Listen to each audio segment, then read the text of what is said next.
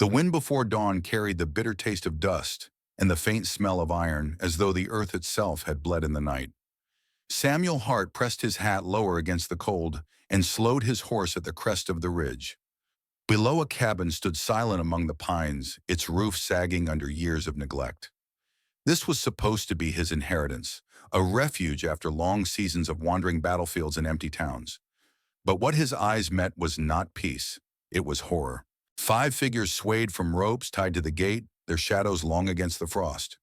Dresses, torn hair tangled in the breeze, bare feet dangling above the frozen ground. Pinned to each chest was a crude plank, words burned into the wood with the bite of a knife, leave or die. The letters glared like a curse in the pale light.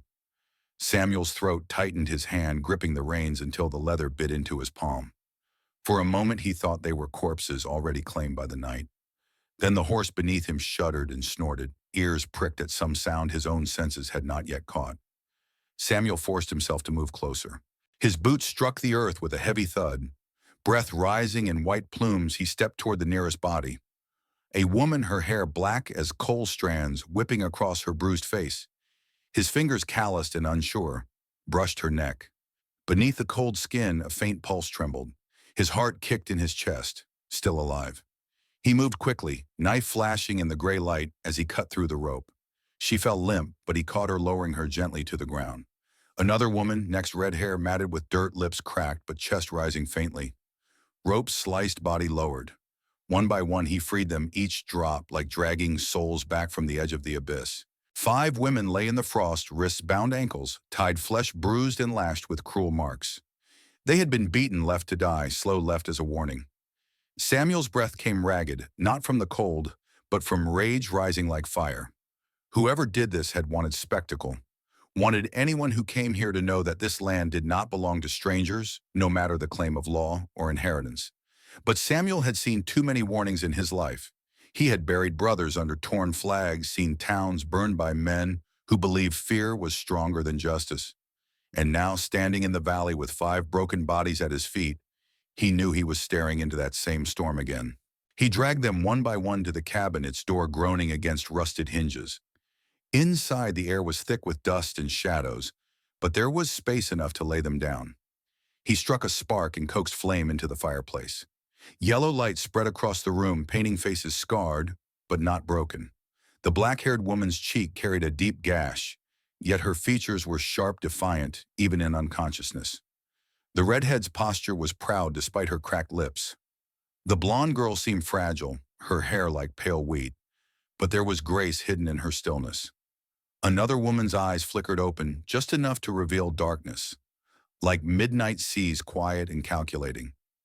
The last was older, chestnut hair, streaked with gray, her expression calm, protective, like a mother who had borne suffering without bending. Samuel knelt, cutting their bindings, rubbing stiff wrists to bring blood back to frozen veins. His own hands trembled as he worked. The fireplace cracked and hissed, warmth slowly pushing back the night. He poured water from his canteen, letting drops fall onto parched tongues.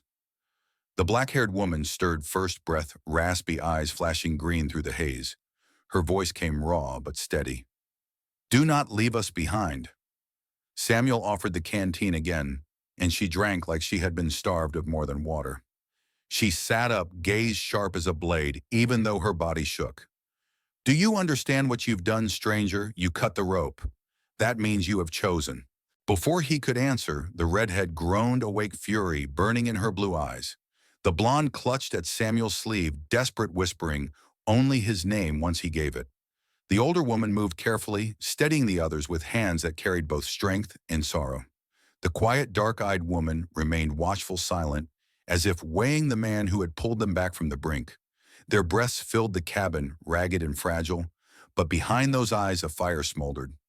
Each of them had walked through hell. Each carried something unspoken. Samuel leaned against the wall, rifle across his knees. The West had a way of dragging men back into violence, no matter how far they tried to run. His uncle had warned him once, land is bought with coin, but kept with blood. Those words seemed carved into the wood around him. Outside, the wind keen like a mourner. Inside, 5 women tested the strength of their limbs, their silence heavy with meaning. Finally, the older one spoke, her tone quiet, yet carved from stone. We did not put those ropes around our necks. A man did, a man who owns this valley now. He meant us to hang until no one dared breathe the name of justice again. Samuel felt his jaw tighten. He had suspected as much, but hearing it aloud was like a spark in dry grass. The redhead laughed bitterly, voice jagged with rage. You should leave before the sun climbs high. We are dead already, whether we breathe or not. If you stay, you'll die with us. Samuel looked from one face to the next, firelight flickering in his silver-gray eyes. His words came low, rough but certain. I cut those ropes. Your fate is mine now. The black-haired woman smiled faintly, the expression weary but edged with defiance.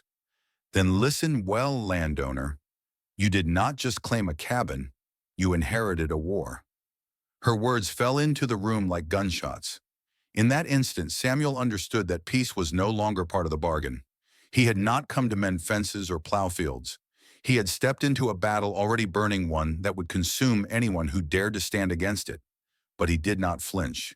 Instead, he threw another log onto the fire, sparks rising into the rafters, like the first embers of a storm to come.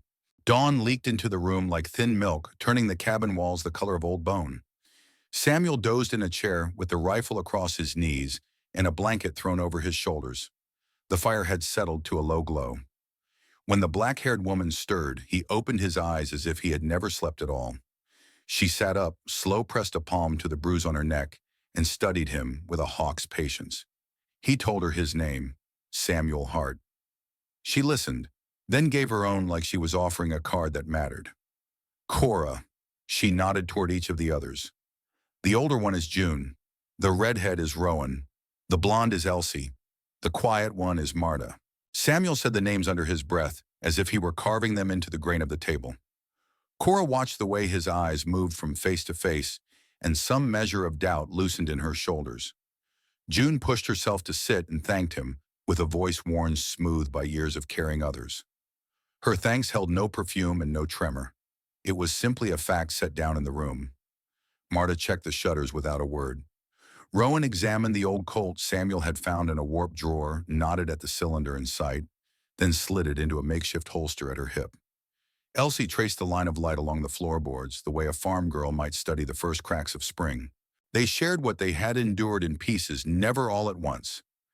The name came last heavy as an anvil dropped from a wagon bed. Aldrich Kane. He calls himself a magistrate, June said.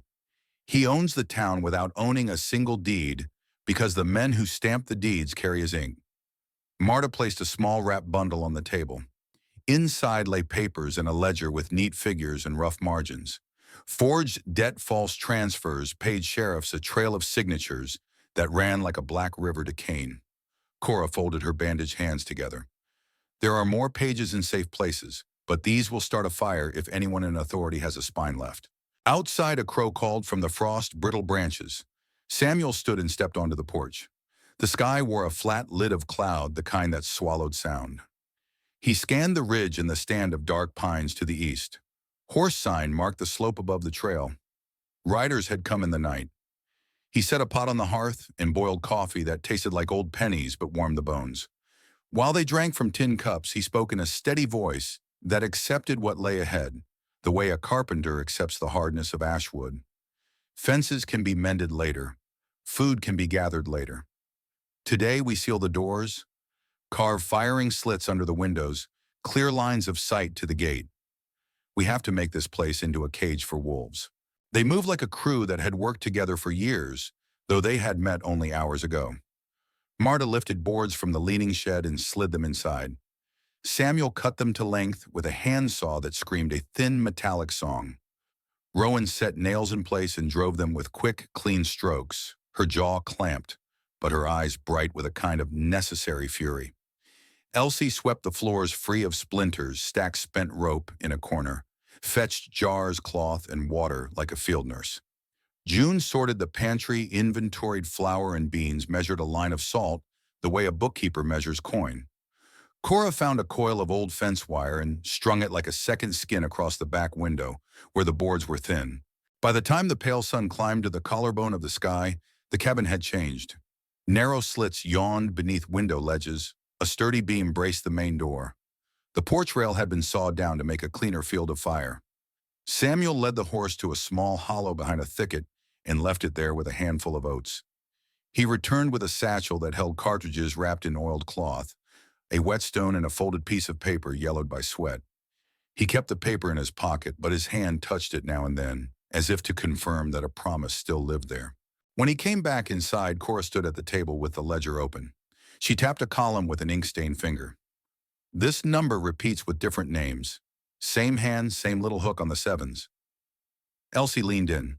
The hook looks like a fish trying to leap. June said it is a clerk in Kane's back room, a man named Taft, who drinks too much and brags when he should pray. Marta tied the ledger shut with a piece of torn ribbon and met Samuel's eye for the first time since dawn. A ledger does not stop bullets. Men must be alive to read it. Samuel nodded. Then we will keep men alive. We will keep us alive. The first riders came just after noon. 3 shadows on the ridge, the horses dark and big. The men sitting them with that lazy kind of pride that grows in places where the law wears another man's face. They watched the cabin in stillness. One raised a hand as if to wave. Samuel stood on the porch with his rifle low. The man in front called out in a voice that carried through the frosted air without effort. The land is posted by order of Magistrate Kane. By sundown you will leave, or you will lie down. He waited as if for an answer carved in stone. Samuel did not speak. The man smiled and tipped his hat. Sundown, he said again, and they turned and rode back the way they had come. Inside the cabin, the 5 women moved without hurry. There was no panic now that the bell had been rung. Fear had flared and burned down to a hard coal of resolve. Rowan dragged a heavy trunk across the floor to bolster the door. Elsie gathered cloth for bandages and heated water. June placed a pot of beans by the coals and set aside 3 cups that would be filled when the worst had passed. Marta cut strips of raw hide and oiled them, then wrapped 2 knives and slid them into a gap between wall and frame for later hands to find. Cora went to the porch where Samuel watched the ridge, as if he could grind it down by patience alone. She stood beside him. The bruise on her neck looked like a ring left by a cruel iron bottle. She said that Kane would not come with 3 men. He would come with 20, maybe 30, and he would want it to look official. He would bring a paper and a man who could read it loud. He would hope the paper would do the killing without firing a shot. Samuel said he had seen papers used like rifles before. He told her about a farm in Missouri where a sheriff read a notice and took a widow's land while her boy hid behind a barrel and bit his fist to keep from screaming. Cora asked what happened to the boy. Samuel said he went to war, then wandered, then found himself at a gate with 5 ropes. Cora looked at him a long time, then placed a dull knife in his hand. It had a worn handle and a nicked edge, but it sat there like it belonged. She said, "Keep this as a reminder that a dull blade still cuts when a steady hand guides it." The afternoon crawled like an old hound. Clouds thickened, dimming the world. Samuel walked the perimeter counting yards, noting where the ground dipped and where the scrub might hide a crawling man. He measured distances in steps and breaths. He stacked a neat pyramid of rounds by the window slits. He taught Elsie how to work the shotgun without flinching and watched her square her feet and set her jaw. He showed Rowan how to read the rhythm of rush and reload so they would not waste shots. Marta vanished into the dim kitchen and returned with 2 jars. "Lamp oil," she said. June blessed the food with a plain grace that named the hardships without asking they be taken away, only that there be enough strength to go through them. Sundown came early, as if the day had been shortened by decree. The ridge darkened to a single line of iron. Torches winked to life scattered, and then many moving slow and patient, a necklace of small suns strung along the slope. Hoofbeats rose like distant drums. The wolves were coming in a ring, just as Cora had said. Samuel felt the old quiet wash over him, the kind that comes before a storm breaks. It was not fear. It was not bravery either. It was the sudden clarity of a man who knows where he stands. He looked around the room. June's hands were steady on the musket. Rowan's eyes cut like flint. Elsie held the shotgun close to her breast, but her mouth was set in a straight, determined line. Marta stood in the shadows where the hall met, the room knives tucked away and some plan coiled behind her calm. Cora checked the revolver one more time and then leaned her shoulder against the doorframe beside Samuel. Night pressed its face to the windows. The torches halted at the base of the slope. A voice rose, smooth and deep, the practiced baritone of a man used to making lies sound like order. By the authority vested in me called the voice, this property and all persons upon it are subject to the will of the court of Alder Creek. Surrender and you will be spared the rope. Resist and be named enemies of peace. Samuel let the words hang there thin and grand like a stage curtain. Then he breathed once, set his feet, and said in a voice even and plain that had no stage in it at all, "We will not surrender what is not yours to claim." The valley held its breath. The first shot of the night had not yet been fired, but all at once Samuel knew the fuse had already been lit, and it ran straight through the walls of this cabin into every life inside. The silence that followed Samuel's words was heavy, like the weight of snow just before it slides from a mountain and buries everything in its path. The torchlight outside wavered in the wind, dozens of flames held in the hands of men who had no patience for waiting. Then the voice came again, sharper now stripped of its polished calm. "You were warned. The law is Cain, and Cain's word is final." A rifle cracked from the ridge. The bullet tore through the cabin's outer wall, splintering wood near the window slit. Rowan cursed under her breath and fired back, the Colt bucking in her hands. The shot whined through the night, followed by a man's startled scream. The first blood had been drawn, and with it the storm broke loose. Gunfire exploded across the valley, a ragged chorus of thunder. Bullets punched through the cabin walls, sending wood shards flying. Samuel dropped to one knee by the front window, working the lever of his rifle with calm precision. Each metallic snap and click carried the same rhythm he had once kept on muddy fields back east. One shot, one rider falling. He felt no triumph, only the steady burn of duty. Inside, the women fought as though the ropes around their necks still tightened with every breath. Rowan fired again and again, her rage like flame. Elsie braced the shotgun against her shoulder, eyes squeezed shut as she pulled the trigger. The blast lit the cabin in a white flash and hurled two men backward off the porch, their bodies hitting the earth with the sound of dropped sacks of grain. June moved among them with a soldier's steadiness. She reloaded the musket, pressed spare rounds into Samuel's hand, tore strips of cloth for wounds that had not yet come, but surely would. She never raised her voice, but her presence held them together like iron nails in old oak. Marta vanished into the shadows of the back hall. Moments later, a raider slipped through a side window, knife drawn. Before he could rise to full height, Marta's blade flashed in the dark. She struck fast, silent, and the man crumpled without a cry. She dragged him aside, wiped the blade once on his coat, and disappeared again, a ghost moving where shadows were thickest. Cora fired through the doorframe beside Samuel, her jaw clenched, green eyes alive with fury and pride. When her revolver clicked empty, she slammed fresh rounds into the cylinder with practiced hands. She did not speak, but her presence beside him was as steadying as the wall at his back. Outside, Cain's men spread wide, circling like wolves. Torches flared brighter as they tried to flush the cabin with fire. June shouted a warning, and Samuel saw two riders hurling oil-soaked bundles toward the porch. Without hesitation, he grabbed a jar of water and dashed it across the wood. Cora shot the first torch, mid-air sparks showering harmlessly in the frost. The second struck the rail and smoked, but Rowan kicked it away, stamping it out with fierce, fast blows. Then came the crash of hooves against the gate. Men dismounted, rushing the door with axes and hammers. The cabin shook as though the past itself were trying to tear its way inside. Samuel and Cora fired point blank through the gaps, dropping two men where they stood. Rowan leaned out a window slit, shouting curses as she squeezed off another round.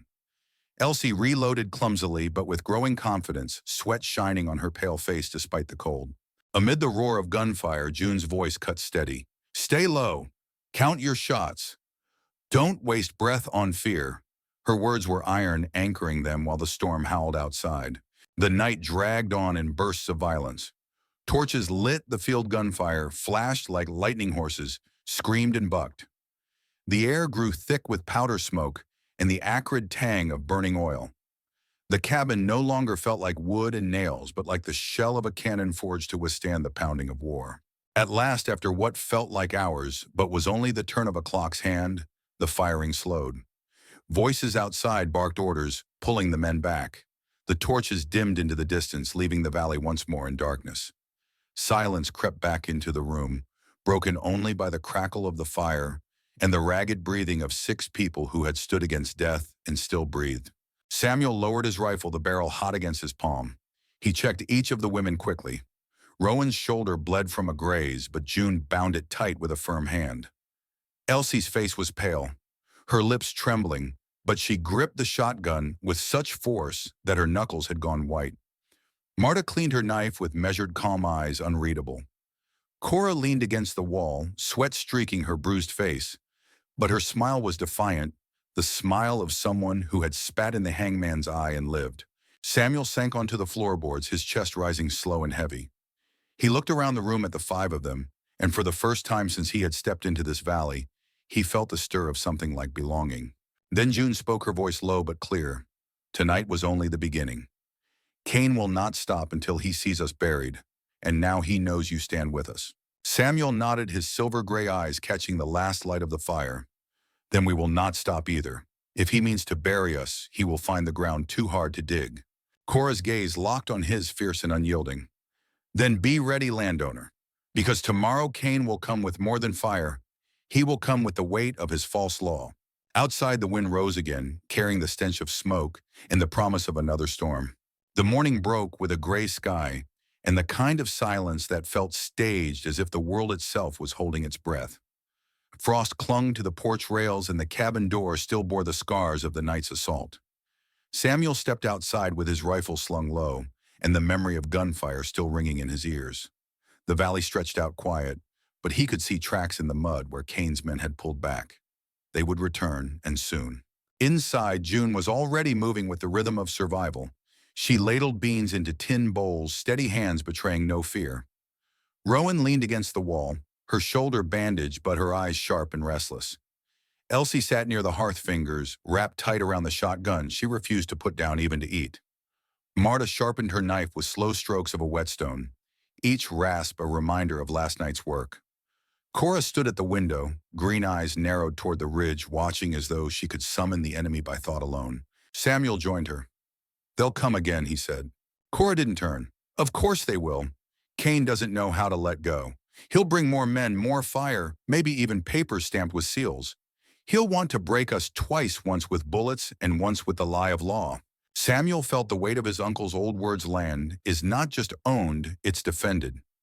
He understood now that the defense was not only against bullets, but against men who twisted truth into a weapon sharper than steel. After they ate, the cabin turned into a workshop of war. Rowan and Samuel hauled timber to brace the windows tighter. Elsie boiled strips of cloth for bandages, her lips pressed in grim concentration. June prepared jars of lamp oil, filling them only halfway so they could be hurled like firebombs if the riders returned. Marta marked escape routes with chalk, hidden gaps in the floorboards, and a crawl space under the back wall. Cora tested the revolver again and cleaned the dull knife she had given Samuel, as if reminding him it would have to be enough if bullets ran out. By midday, a sound carried through the valley. Hoofbeats not fast but deliberate, like a drum calling an audience. Samuel stepped onto the porch, rifle ready. 3 riders emerged from the fog, this time not with torches or rifles raised, but with a man in a long black coat carrying a folded document. The rider halted, unrolled the paper, and began to read in a loud, practiced voice. By order of Magistrate Aldrich Cain, this land and its occupants are hereby seized for debt unpaid and crimes against the town of Alder Creek. Refusal to surrender will be considered rebellion, punishable by death. Rowan spat on the floor. Paper and ink don't change the truth. Samuel's voice was steady. Tell your master this cabin is mine, and the people inside it are free. If he wants it, he'll have to take it with his own hands. The messenger's smile was thin. Then you've signed your death warrant. He folded the paper and wheeled his horse, the 3 of them vanishing back into the mist. When they were gone, Elsie's hands trembled. They're going to kill us, aren't they? June knelt in front of her, voice calm. Maybe, but better to stand free for one day than bow in chains for 100. That evening, as the sun bled red behind the ridges, the storm gathered again. This time it came with horns, drums, and a line of riders that stretched across the valley like a black tide. Torches flared brighter and more numerous, and their shouts rolled like thunder. Cain himself rode at the center, a tall figure with a silver revolver at his hip and a black coat that billowed like a judge's robe. Samuel stood on the porch, rifle in hand. The women lined beside him. He felt their presence like pillars of stone at his back. Cora's voice cut low, meant for him alone. You could still ride away. They'd follow us, not you. He shook his head. I cut the ropes. From that moment, our fates were bound. Rowan chambered around with a click sharp as defiance. Then let's make them regret they ever tied us. Cain raised his hand and the riders halted. His voice carried clear through the dusk.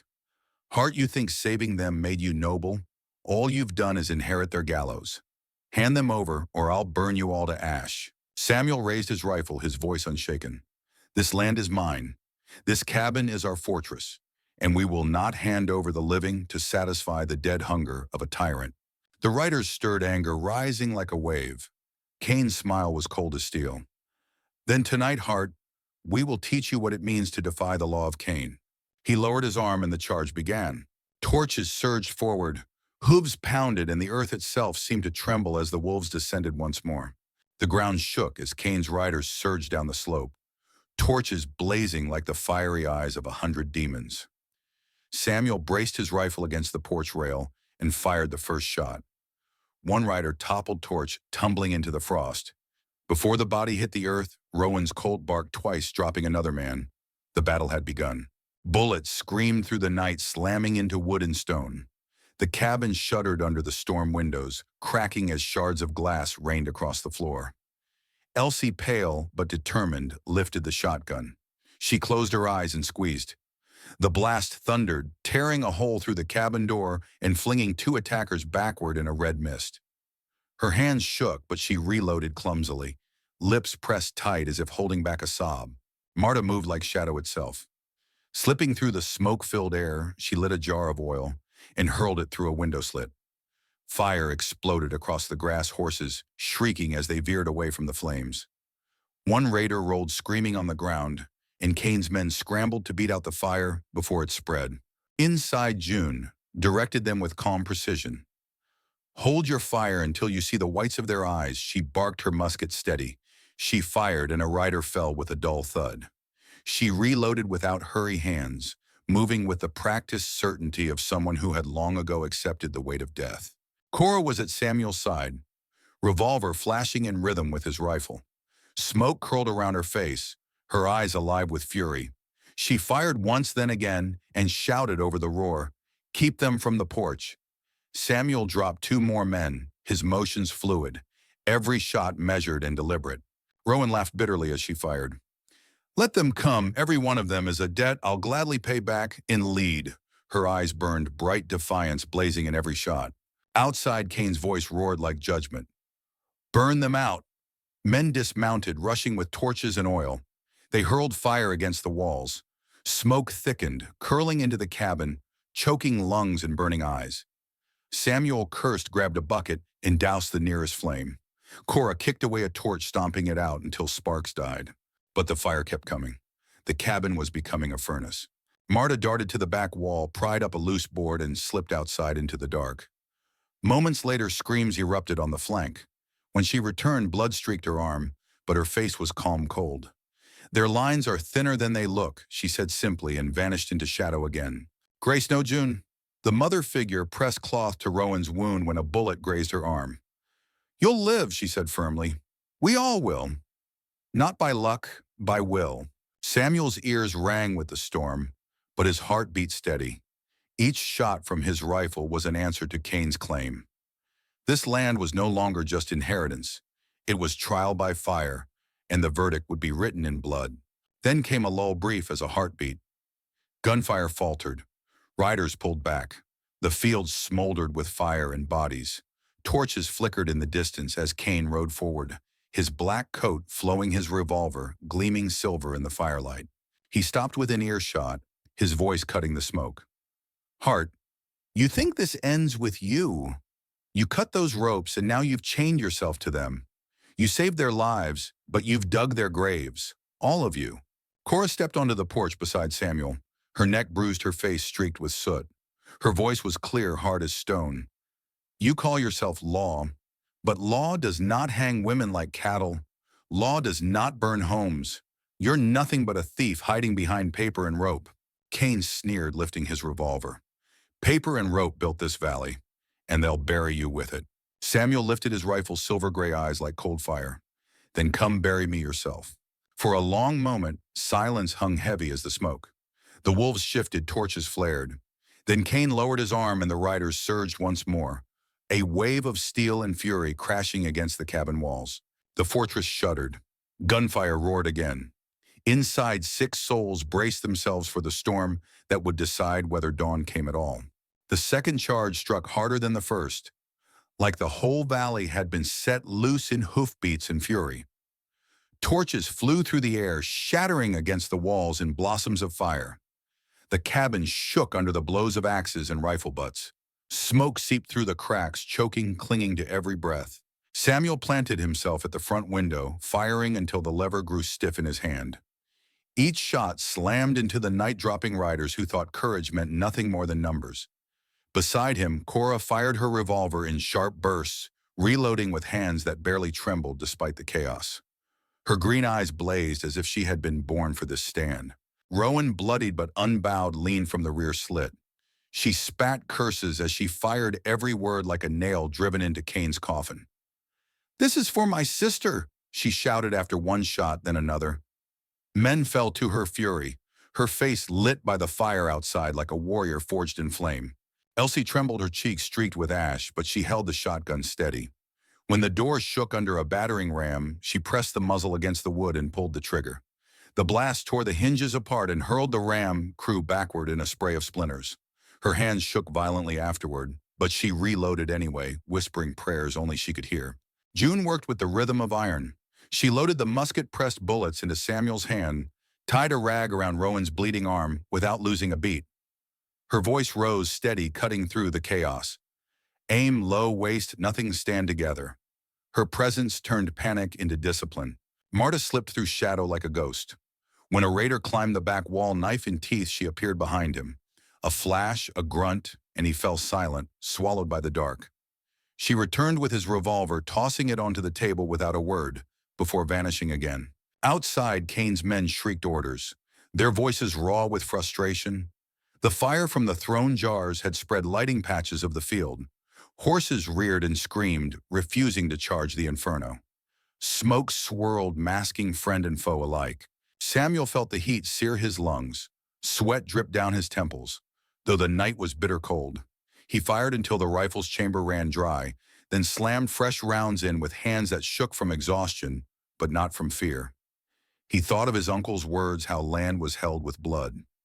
Here it was, the truth carved into every bullet, every gasp.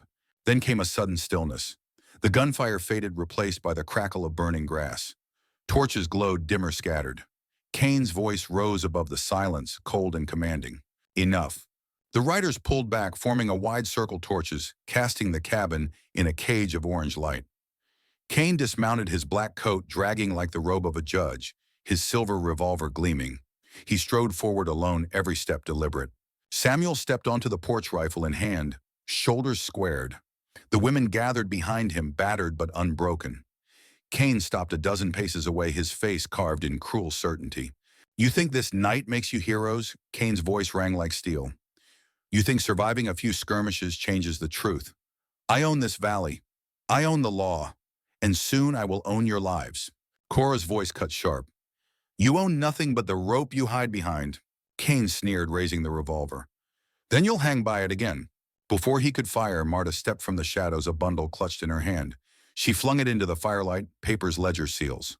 "Proof." Her voice was quiet but sure, "your crimes written in your own hand. Forged debts, bought judges, bought sheriffs. The whole valley will see." For the first time, Cain's expression cracked. His revolver wavered. "Lies," he spat. Then June stepped forward, her voice steady as stone. "No lies. Sworn testimony signed in Denver, already carried to the marshal." A flicker of fear crossed Cain's eyes before rage swallowed it. He roared and raised his revolver, aiming straight for Cora. Samuel moved without thought. He shoved Cora aside and lifted his rifle. The 2 shots cracked as one, Cain's revolver firing, Samuel's Winchester answering. Smoke cleared. Samuel staggered, a grazing wound tearing his shoulder. Cain reeled, blood blossoming across his coat. His revolver clattered to the ground. Rowan's voice rose, fierce and triumphant. "Your rope is waiting, Cain. It's your turn to hang." The night held its breath as Cain fell to his knees. fury and fear twisting across his face. In the distance, hoofbeats echoed not Cain's men, but new riders. Badges glinted in the firelight. The marshal had come. The hoofbeats grew louder steady as church bells until the shapes of riders emerged from the smoke. Silver stars glinted on their coats, rifles glimmering in torchlight. Marshal Thompson rode at the front, his beard white as frost, his eyes sharp as flint. He took in the scene with one long look, the cabin scarred the ground littered with bodies and Cain kneeling in blood, his revolver lost in the dirt.